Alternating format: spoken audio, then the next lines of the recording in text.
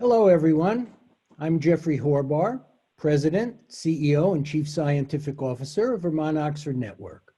It's my great pleasure to welcome you to today's session of the Vermont Oxford Network, Rady Children's Genomic Learning Network, in which we'll introduce our plans for creating a genomics biorepository.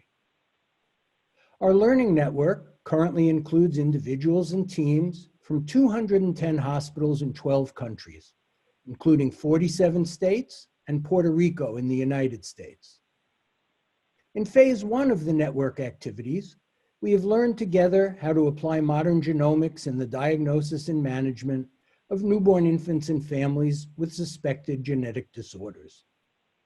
Those of you who joined us a few weeks ago for the webinar on neurogenomics heard Dr. Austin Larson, a geneticist, tell us that the median number of cases of any condition he sees in his practice is 1. This remarkable fact is a result of modern genomics. Rare conditions that in the past went undiagnosed can now be identified by whole genome sequencing. In phase 2 of our work together, we will apply whole genome sequencing in our units, providing value to patients and families while creating a biorepository of genomic and phenotypic data. The biorepository will aggregate the one case you might see at your center with similar cases from other centers, creating a unique resource that will expand our understanding of the diagnosis, prognosis, and treatment of rare and even unknown genetic conditions in newborns. The leadership team for the project includes myself and Roger Saul from Vermont Oxford Network, and Stephen Kingsmore and Charlotte Hobbs from the Rady Children's Institute for Genomic Medicine. It's now my pleasure to introduce Stephen Kingsmore, CEO of Rady Children's Institute for Genomic Medicine and a pioneer in rapid whole genome sequencing, who will discuss our vision for the biorepository. Following Stephen's presentations, Charlotte will present the biorepository protocol and describe the steps that you can all take to join us in this effort. Stephen? Thank you, Jeffrey. I hope you can all hear me. It's my great pleasure to tell you more about what we plan to do together. Let's start off. What exactly are we inviting you to participate in? So let's take your intensive care unit, your NICU team, and a baby who's just been admitted. If they have a critical illness of unknown etiology at admission, we're inviting you to enroll that family for ultra-rapid whole genome sequencing. This is shown in that top left-hand box. Ideally, you would enroll that family rapidly after they're admitted to the intensive care unit. What we hope to do with you then is to be able to abbreviate the period of empirical treatment, since the etiology of that child's illness is not known at admission. What we hope to share with you is this experience where between 21% and about a half of the babies that are tested will actually be diagnosed with a genetic disease. And in our experience, overwhelmingly, those diagnoses have clinical utility for NICU teams. And in a majority, it changes the acute clinical management of those babies in the intensive care unit. And amazingly, for many of those babies, there's a change in outcome as a result of this clinical utility. It's not just positive results, which are valuable, it's also negative results, as shown on that bottom line, that negative test results also tend to have clinical utility. They frequently also change the clinical management. They've ruled out disorders and they've changed the differential diagnosis, and sometimes they also change the outcome. Now, the biorepository includes this, click please if you would, but it also includes information about the background of that patient and information related to treatments which are given in response to the results or treatment changes, and also outcome measures. That's what our biorepository encompasses. And our goal here is to gain more experience with this technology in a much greater diversity of NICU environments. Next slide. So right now today, there are about 50 NICU teams around North America, so both the US and Canada, who do send us samples and participate in this network. And you can see the map of those sites. And what you can see is that for many US states, we have not a single site who is participating. And that means that they are underrepresented in terms of gaining experience. And for other states, maybe only one NICU team is currently participating. So we're keen to broaden this out. So what does this entail? So number one, we're going to train and equip your NICU team to recapitulate what I showed you on the previous slide.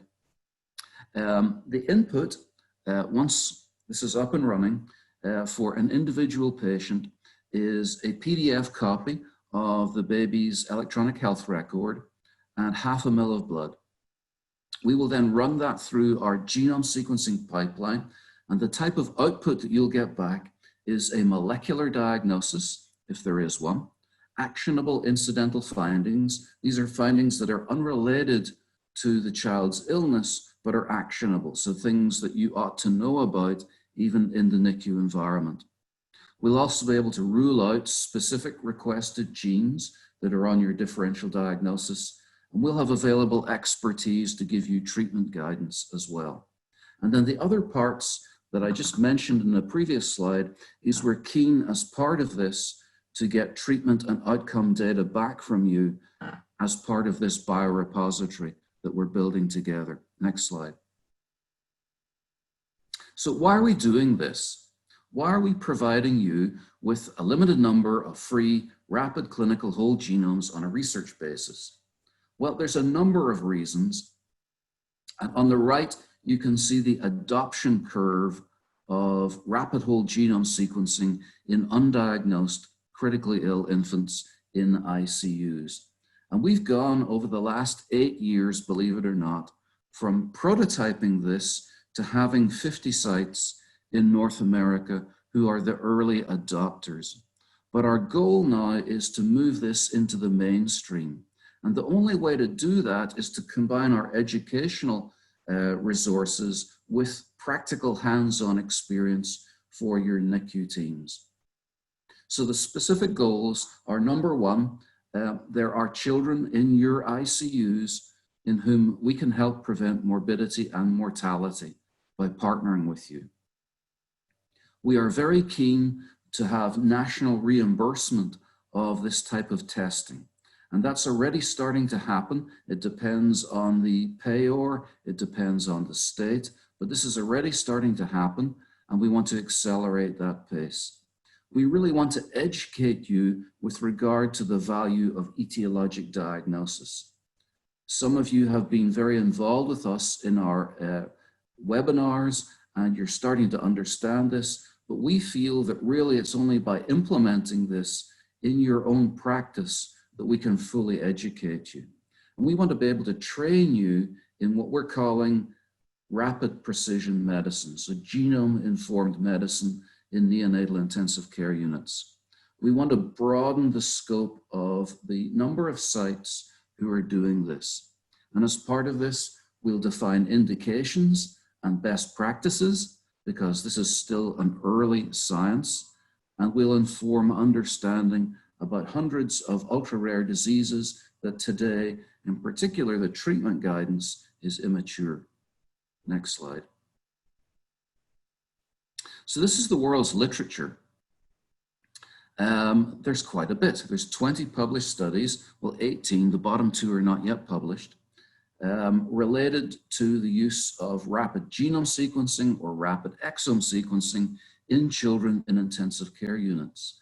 And overall, all of these studies are finding essentially the same thing, which is high rates of genetic disease diagnosis, much higher than we had anticipated, and higher clinical utility rates than we had anticipated, and the outcomes are consistently being altered.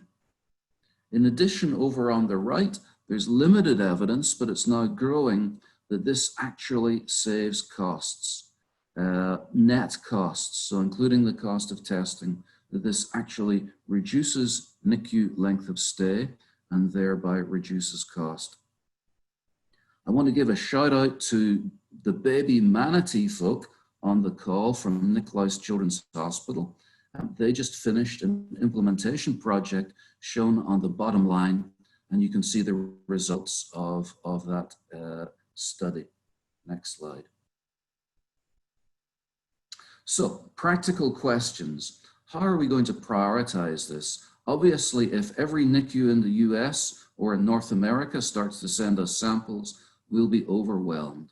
So we're going to be prioritizing sites and genomes. So number one, as Charlotte will follow up after I've finished, there are a number of steps for you to go through, and not all of you will either have the enthusiasm or the energy to go through all of those steps. But once you get through those steps, we want to be able to offer this to you. But in particular, we're aiming for greater diversity. That slide that I showed you that showed the world's experience to date is essentially all limited to tertiary and quaternary referral centers and level 4 NICU environments. And we're very keen to broaden that out across the broader context of the Vermont-Oxford network. We're very keen to have additional minority subjects enrolled.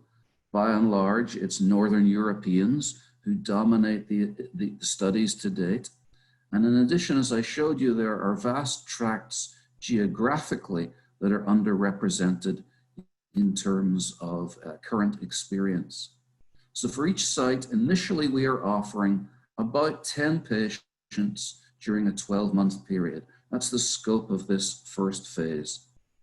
And what this first phase represents is really a proof of concept for what both Jeffrey and I believe will be future Vaughan-Rady network-driven clinical research, which will be hypothesis-driven. This biorepository is a starting point. We'll be very keen to see who actually participates, to see what types of sites we're involving, and then based on that initial feedback, we'll be able to say, okay, let's now move this into a clinical study. The goal of our network, as you know, is to educate NICU teams. And as I mentioned in the previous slide, we can't divorce education and implementation. That just studying webinars is not going to get this to be experiential for you. And so we are really keen together to start to work to define a new standard of care for the babies that we care for. Next slide. Actually, that's the end of my slides. And so I'm going to hand off now to Charlotte Hobbs, who is Vice President for Research at our Institute, and who will get into some more details of the actual protocol. Thanks, Stephen. I'm going to move forward now and talk to you a little bit about our protocol review. Our protocol, we have our specific aims for the protocol. They are to provide access to rapid whole genome sequencing to allow us to diagnose and guide the clinical management of babies in level 3 and level 4 NICUs that are members of our Vaughan-Rady Children's Genomic Network. As Stephen has said, we will be able to establish a biorepository that will include phenotypic data from the electronic health record and whole genome sequencing data for babies in these NICUs. And this will enable us to better understand specific neonatal genetic diseases, the treatment responses and outcomes. Collectively, as a group, we will identify new genomic abnormalities and their phenotypic presentations in the newborn period. Next slide, please. We have some secondary objectives, some of which Stephen has mentioned as well, and that is to provide rapid whole genome sequencing to diverse populations across the Vaughan network. These diverse populations include those in medically underserviced areas, those that are in rural states, and I know that we have Alaska representation today, so we're just delighted with representation from Alaska, one of our rural states. States as well.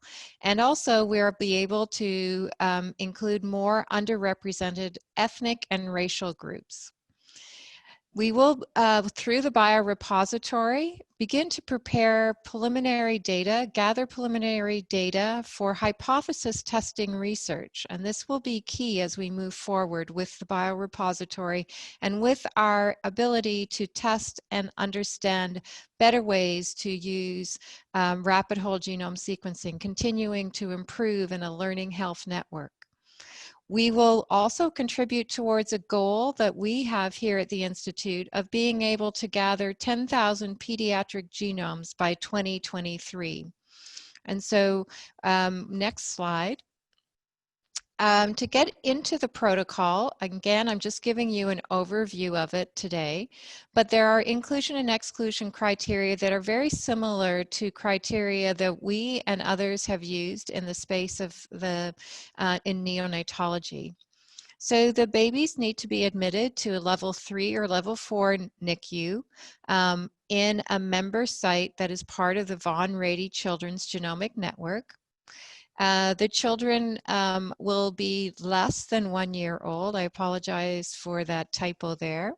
They will we will have requests that they have been admitted within 1 week of admission, so the order will occur within that period of time. Or if it's not within 1 week of admission, we will ask that their babies be included that have had a clinical deterioration or change in their clinical status within the past week.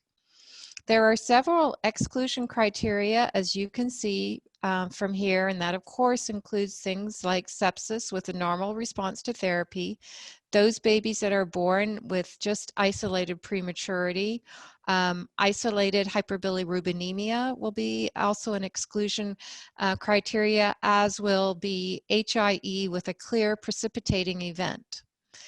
Those babies that have a previously confirmed genetic diagnosis that explains a clinical condition will also not be eligible for the Biorepository, or those babies that have isolated TTN. Those babies that have had some trauma that will explain their condition will be excluded, as will those babies who have isolated meconium aspiration. Next slide. This slide gives an overview of the workflow, and it is a slide where I just want to point out some highlights. There are, of course, some site setup steps that you will take, some eligibility criteria once the site is set up with each patient that you are considering for rapid whole genome sequencing. We'll need to ensure that these infants are eligible for the study. Once we identify that there is a baby that is eligible and that you at your site get the enrollment and consent completed, then there will be acquisition of the sample. The specimen will be collected and it will be then sent overnight to our lab here at Rady Children's Institute for Genomic Medicine in San Diego.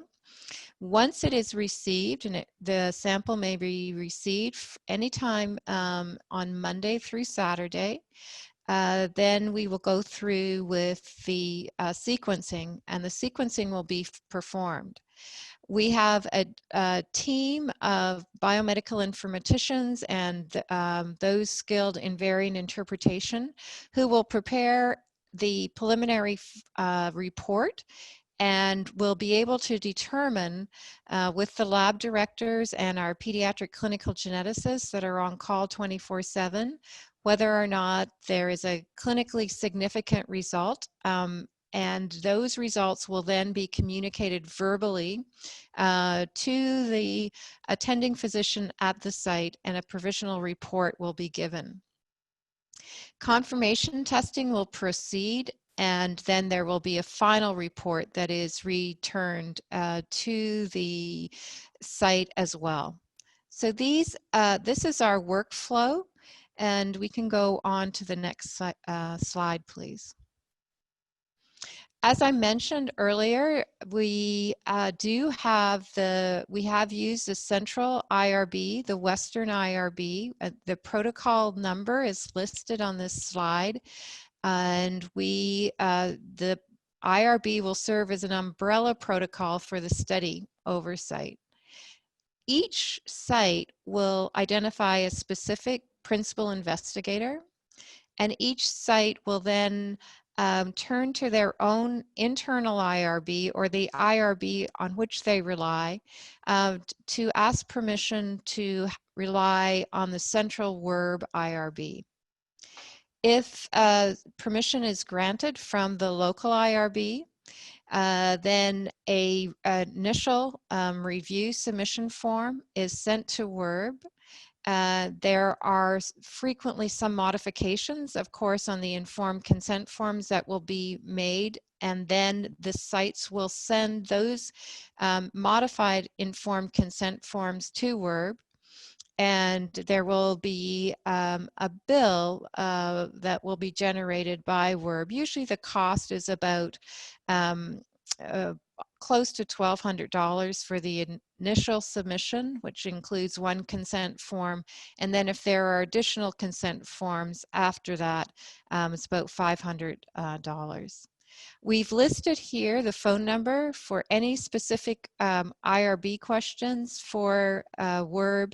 Of course, we will also talk about your point of contact here at RCIGM, who you may want to discuss your concerns and questions with us prior to contacting the WERB IRB. Next question, please.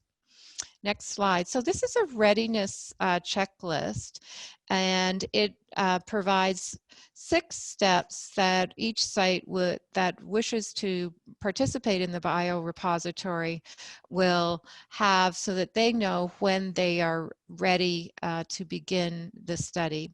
So there will be signed agreements in place, master collaborations agreement with RCIGM, with our institute here, with our lab. There will be research agreements and statements of work that will be developed with each site. IRB approvals, both the internal site IRB and then with the WERB as well. Once those 2 steps have been taken, then we will have each site review onboarding video modules. The sites will be able to identify for us those key personnel that need to review those video modules that have been created for us by Karen Garman and her team. And there are 9 onboarding video modules that will be important to be reviewed. Then we will move forward with asking each site to complete a workflow training that ensures that the site is ready and able to move forward with each of the steps in the workflow.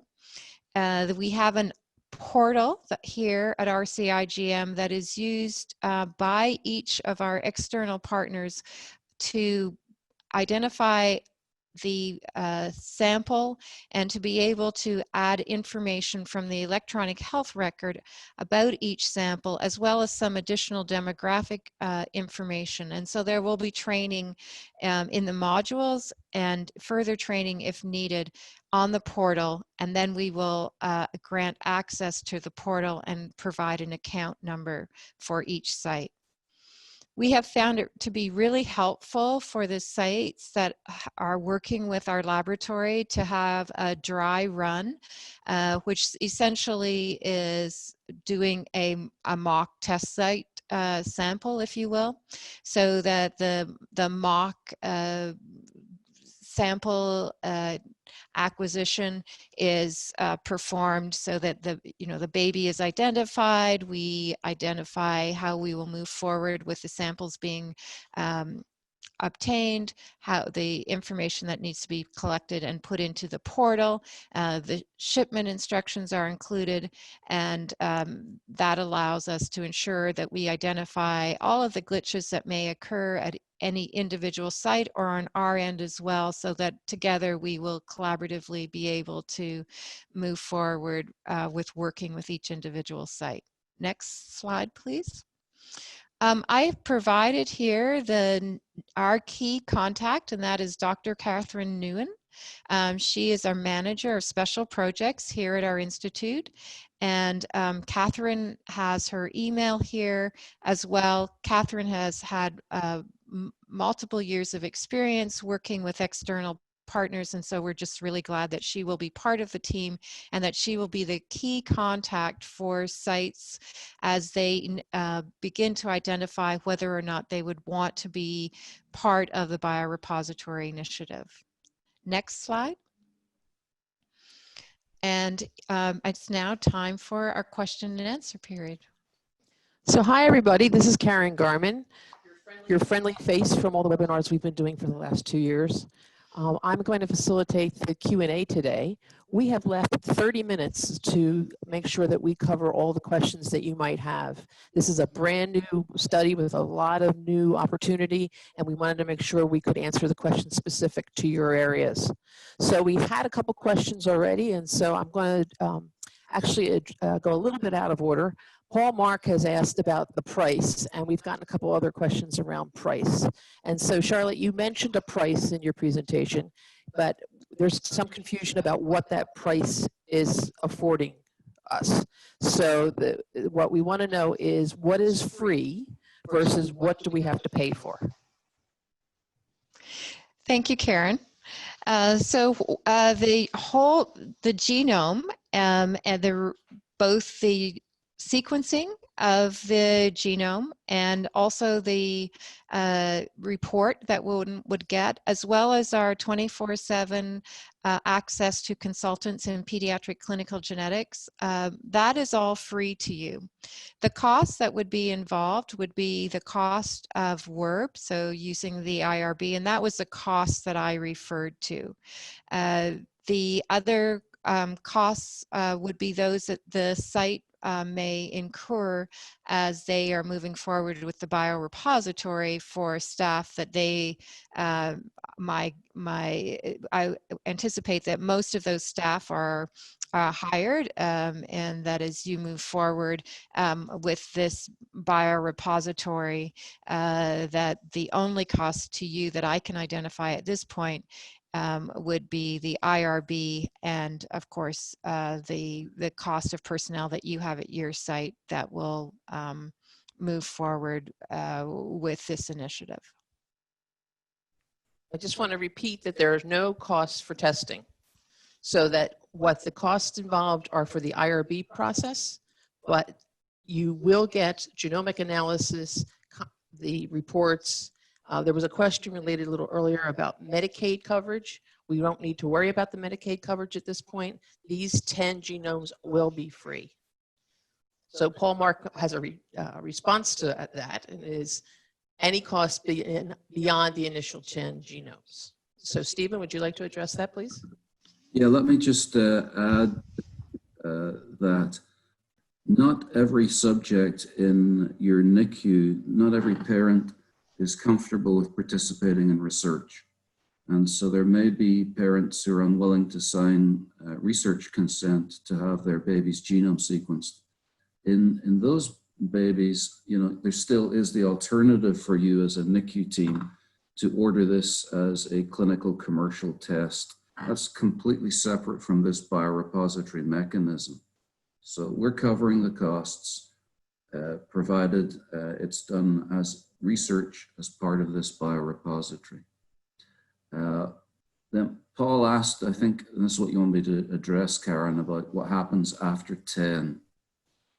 Frankly, we don't know, Paul.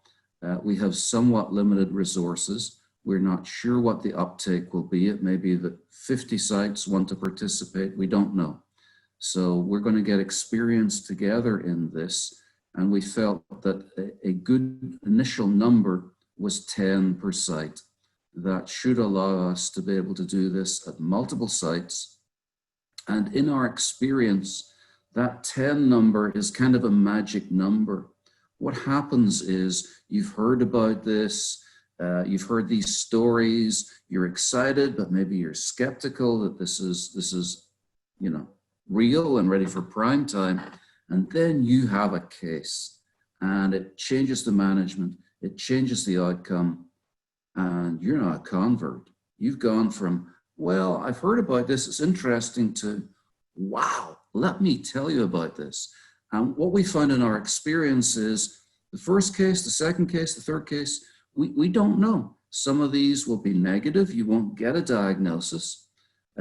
Some of them, you'll get a diagnosis, but it doesn't change the management in some dramatic fashion. And so 10 we think is a good number for you to sort of graduate and say, okay, our NICU team is now skilled. We've got this, we know how to do it.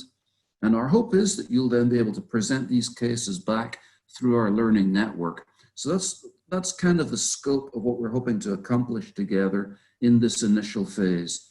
The remit's on us then to find mechanisms to make this sustainable for the network. And so the first phase of that is just showing that we can actually do this together. So Stephen, David Levine is actually at the opposite end of that spectrum. Would a site be excluded if they weren't going to be able to do 10? No. I mean, there's quite a lot of work for a site, as Charlotte's outlined, for you to get IRB approval, you know, for your IRB to sign off, that they will allow the Western IRB to be the IRB for this, or reliance document. There's quite a bit involved in terms of getting your site up and running. And so one thing you'll have to think about as a NICU team at wherever you're at is just, well, would we actually do this, you know? And if the answer is, you know, we probably only have one child a year that this fits, then it may not really be worth your while, you know? But if you go, you know, I've seen these cases, you've presented them, and we're seeing these cases, you know, more frequently than that, then you're probably a much better candidate. But we'll go through this with you as part of the follow-up. We'll have a kind of a vetting mechanism where we'll ask you things like, you know, how many cases are admitted to your NICU a year, and what type of cases. So we'll help you make that determination about whether it's worth your while to proceed through the onboarding exercise. So Charlotte, Thomas Lancaster has two questions around inclusion and exclusion criteria that I think you could probably help us with. The first question was about NEC. Was NEC considered as part of the exclusion for this particular study?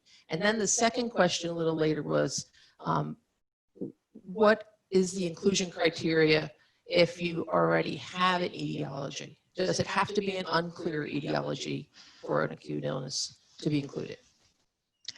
Those are excellent questions. So we did not include NEC in our exclusion criteria.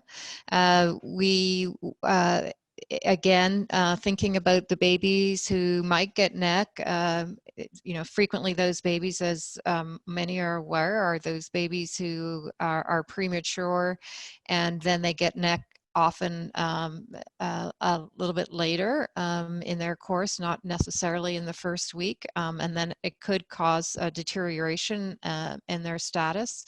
So NEC is not an exclusion criteria. It is a good question. Those babies where if you really thought that the babies might, with NEC, if you didn't feel like you had, you know, pathognomonic considerations for NEC, you didn't have pneumatosis intestinalis, but there were other matters, but there was still a question in your mind about the etiology, those babies might be ones that you would want to move forward with. But it is a good question that you ask. The other question is that babies that meet inclusion criteria are those that have unclear etiology for an acute illness.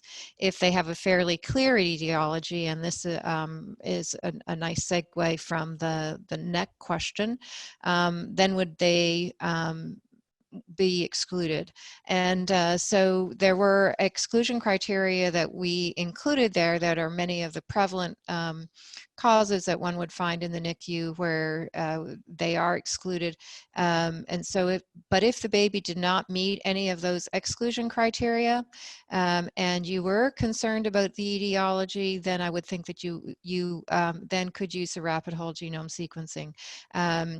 If it was a clear etiology, then you might be less likely, because you're going to be in a situation where you're thinking, well, this baby is not doing well because they, maybe they have sepsis, but they have really not responded well to therapy.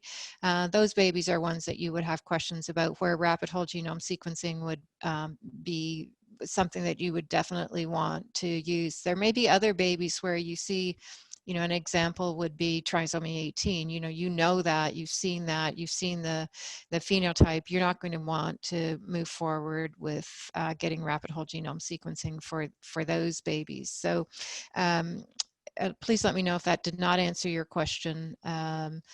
But yes, so thank you. Okay, and Stephen, there's several questions about plan duration. When is this going to start? When are we going to consider it's completed? And when are we going to close? Thank you. We're going to start immediately. We already have approval from the Western IRB for this protocol. So we are open for business. So that checklist that we shared with you and Catherine's contact information are your first step on this journey together. We anticipate that it will take, a couple of months, maybe less, depending on your site.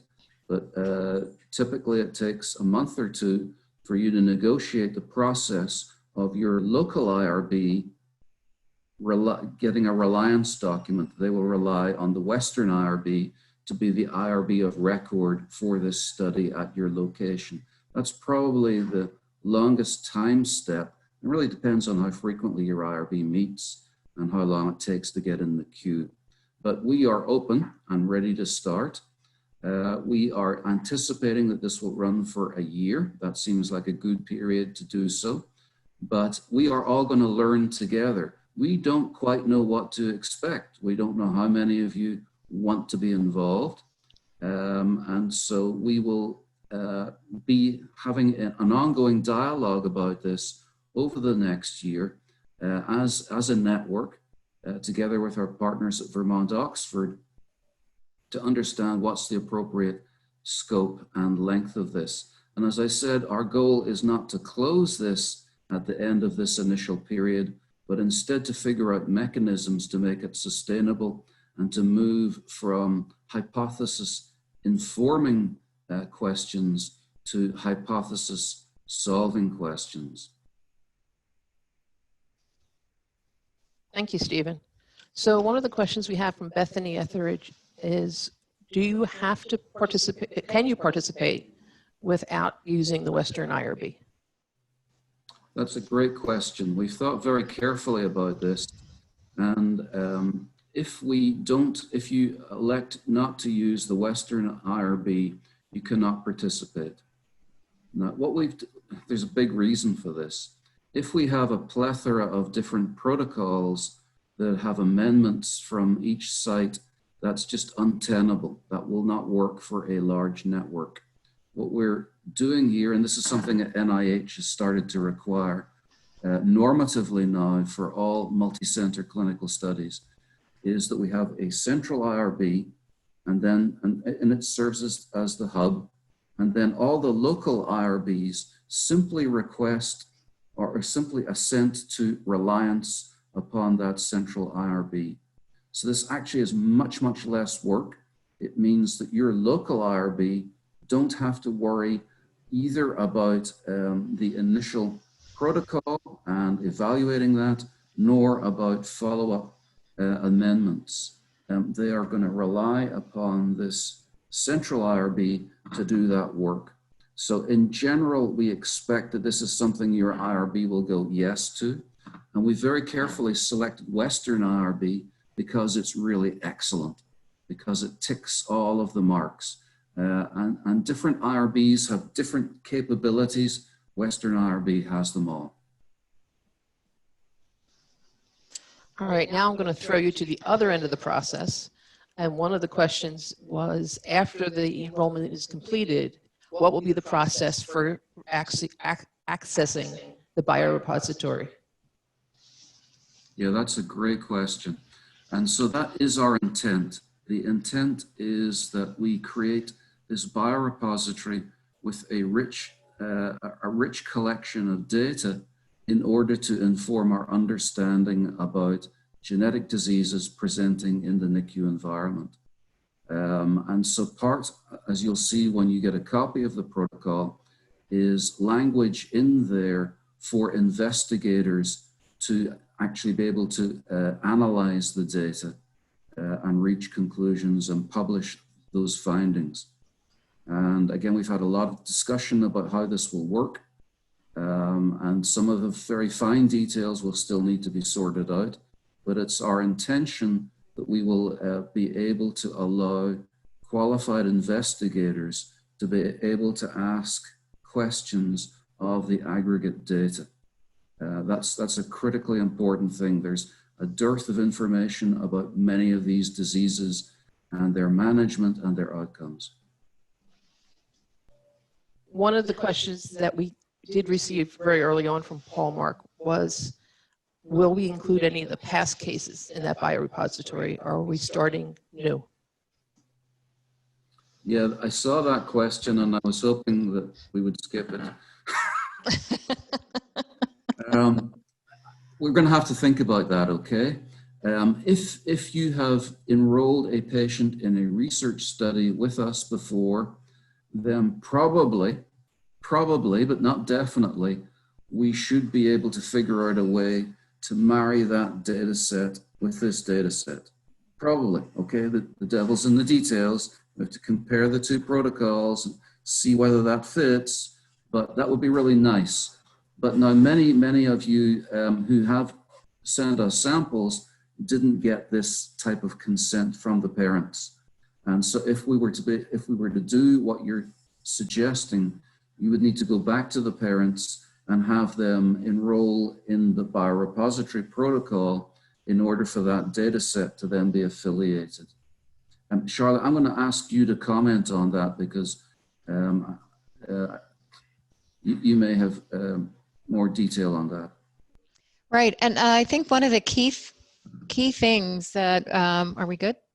I think one of the key things, Stephen and others, that is important here is that we're dealing with rare diseases. And so when we're dealing with rare diseases, we want to, we know that the ability to aggregate data is going to be really important, but also equally important is the circumstances under which those data were collected. And so we have to really balance those things in our mind. And so thinking about the security, confidentiality, privacy issues, as well as understanding the richness that can be gotten from the aggregation of data. It will, as Stephen said, the details will we'll work through them. I think that in cases where we would have, for example, an individual investigator saying, you know, they are really interested in XYZ diagnosis, and we identify that we have 3 or 4 in the biorepository, we are able to look in among those cases that we have sequenced to see if there are other cases that also represent that particular diagnosis.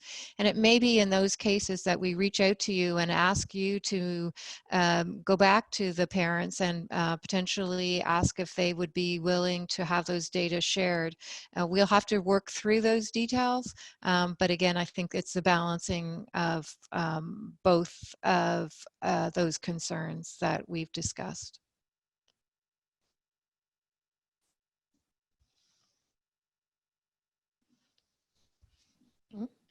Okay, thanks. Reese Clark has a follow-up question that I think we have certainly struggled with here in San Diego, and that is, how long would we expect people to follow up with the patient? These are new patients with new genotypes, new phenotypes. What would the expectation be after the diagnosis? So in our protocol, there is no specified follow-up time. We think that it will be up to each the clinicians and at each site, once the information is given to you, that you will then be able to identify how long you would want to follow that patient in the sense of the clinical care and management of that patient. We will, as I've mentioned, for those that may not have ready access to pediatric clinical geneticists, that information, our team here would be wanting to discuss with you some of the recommendations that could be made. One of the things that we also know as working within rare disease is that the follow-up of these patients is another area where the data is scarce, where information from multiple advocates who are looking into and caring for these babies and these children with rare diseases, that longitudinal outcomes can be really rich. But to answer the direct specific question today about the biorepository is that there's nothing specific in the current protocol to say the length of time. I love the question, and I love the ability to think forward in which the biorepository could act as a leverage, a trigger to help us as a group, as a network, think about longitudinal follow-up. So thank you so much for that question.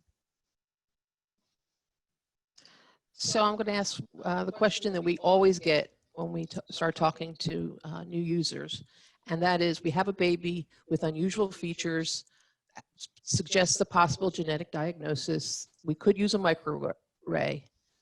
Would we want to use rapid whole genome sequencing?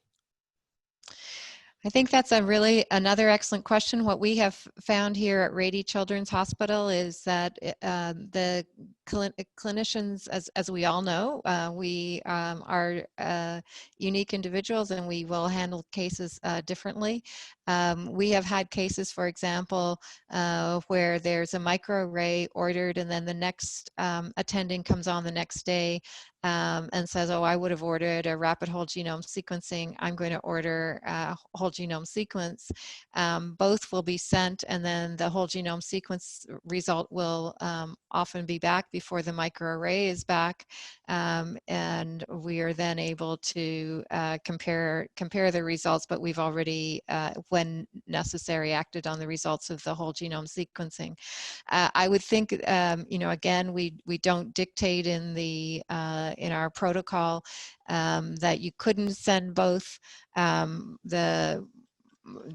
think that if you talk with others on the call who have had experience with the whole genome sequencing, in addition to those here, we would say that we would move forward and get the whole genome sequence, especially in this situation where you can get the results quickly, and in the biorepository, and then with the offer that is being made here for not having to worry about the costs at this point, it seems to me that you would move forward with the whole genome sequence, but that will have to be a decision that is made amongst your clinicians at your site. Yeah, I agree, Charlotte. That's a great question. Thanks for asking it. And there's a bit more that I want to speak to just about this. So the emerging evidence to date, and I showed you one slide that showed that, is that a whole genome sequence recapitulates a microarray. It does more. It looks for nucleotide variants, but it also includes structural variants and copy number variants and aneuploidies. And so we've never had a case yet where a microarray found something and genome didn't. So bear that in mind. Sometimes people don't realize that whole genome sequencing does give you both nucleotide variants and structural and copy number variants. The other thing to point out is we're very keen for you to experience rapid whole genome sequencing as a first tier test. So not as a test of last resort, but as a test of first resort. And there's a very important reason for that, which is that our experience again has shown us that the maximal benefit for your babies occurs if we enroll the babies, if we get a genome sequence as quickly as possible after admission. And so if we wait, they've been in the unit for a month and you've gone through everything in the handbook, oh, let's get a genome. Those babies generally, we've missed the boat. And if there is a specific treatment, often other interventions have occurred, maybe a G-tube or a tracheotomy or something, and we go, wow, we just wouldn't have done that. So that's the rationale here about insisting we really want to get these babies as quickly as possible after admission. So Stephen, for anyone who's new and they haven't been to the webinars, how rapid is rapid? Again, great question. Rapid is very rapid. Our meeting over the last couple of months for samples from all over the country for critically ill babies, right? So these are babies who maybe have encephalopathy or organ failure or a dysrhythmia. So babies who are critically ill is 36 hours. Now, obviously we have to receive a sample. So that's an overnight shipment. And that's where we have a positive result. So if we have a positive result and it's a critically ill baby, we're aiming for 3 days. In practice, we're beating that currently. However, if your baby is stable and we get more than one sample at once, we're going to have the critically ill babies jump the queue. And so if your baby's stable, it may take longer. It may take 4 or 5 days. If the baby doesn't have a positive result, again, that takes a bit longer. It turns out it's easier to make a diagnosis than to rule out a diagnosis. And so again, for negative results, it'll take a bit longer. But what you'll find is that this is not a toss a sample over a wall phenomenon, that we are keen to develop a relationship between your NICU team and our genome team, where we can dialogue. And that's what we would hope you would do. And so that you would inform us, if you really need an answer and I need it by, Friday they're scheduled for, the tentative diagnosis is biliary atresia, and they're going to get a hepatoenterostomy at 2 p.m. on Friday. We need the answer by then. We'll work with you to do that.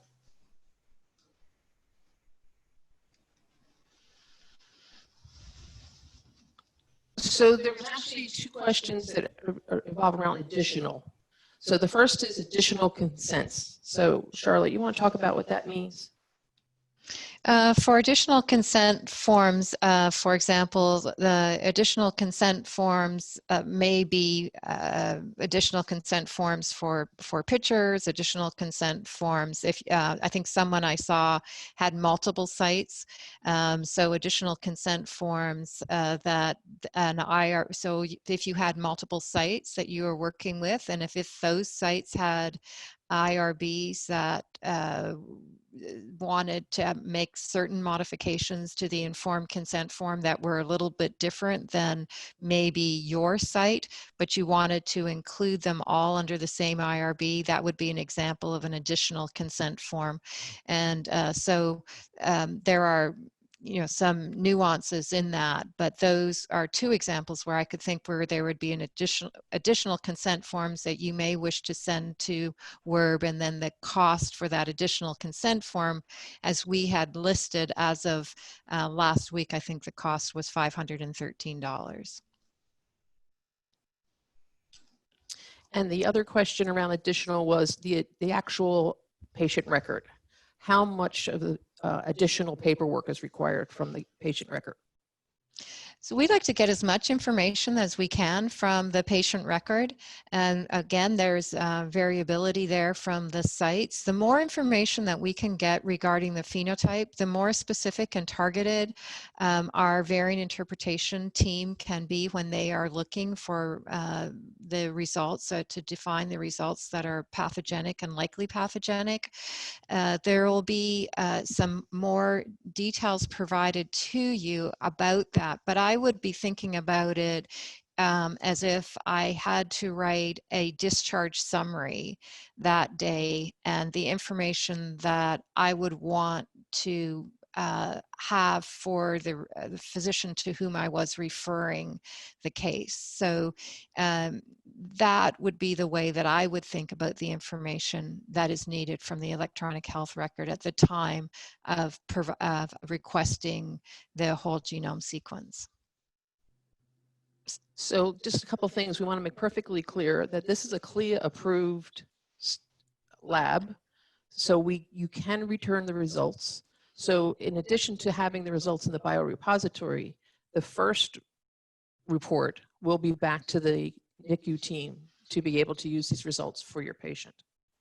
Absolutely. This is a research study, the biorepository, but our primary, as Stephen mentioned in his talk, when he went overview with the goals. I mean, his first thing was to decrease morbidity and mortality among babies and that are acutely ill. That is still our primary. So the information that you get back from the report is CLIA and CAP certified. That is one of the things that really distinguishes this study from some research studies where that information would be research grade whole genome sequence. This is CLIA and CAP certified information. We want to be able to get the information regarding the sequence to you as quickly as we possibly can, because we believe and know based on evidence that the information we provide to you may well change the management of the baby and improve the outcomes. That is our primary and priority goal during the time from which we receive the sample in the lab until we provide you with the provisional results. Afterwards, we can then, those data will be kept in the biorepository, and we can then talk about the use of those data for publications and generalized knowledge. But our primary focus is on your ability to care for that baby optimally. So believe it or not, we have actually gone through 30 minutes of questioning. And so we need to come to a point now and kind of wrap it up. I want to remind everybody that if you did register for this conference, we will be sending you a copy of the slides and the information. So you'll have all that to go back and talk to your teams about making the decision. And also, as being part of the VON network, you have free registration to our Frontiers Conference, which is September 24th and 25th.